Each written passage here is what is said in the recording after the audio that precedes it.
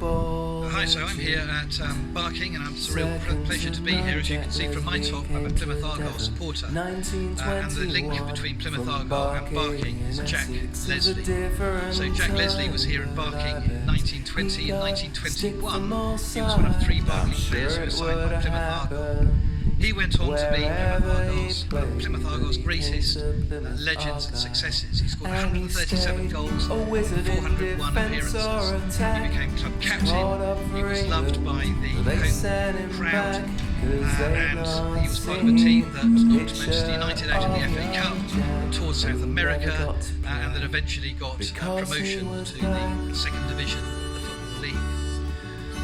In 1925, Jack Leslie got a call-up to the England team. It wasn't so uncommon in the 1920s for a player from a lower division to get called up. And when his manager Bob Jack told him the news, of course he was delighted. The whole town in Plymouth went crazy.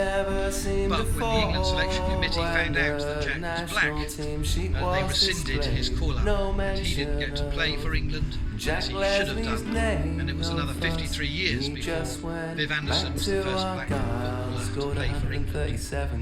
So we have a campaign to build a statue to Jack Leslie, to tell his story, and to get the FA to belatedly award an honorary cap in memory of Jack Leslie, to show that what was wrong then should be corrected now. We're better than that. We think that it was a wholly reprehensible decision not to allow someone to play for the country because of the colour of their skin.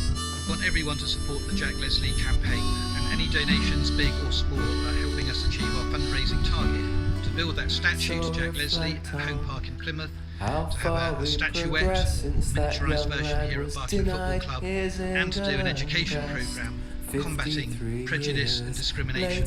So please go to the website www.jackleslie.co.uk, or check out the crowdfunder page, and your support is invaluable in helping us reach that target. Thank you very much.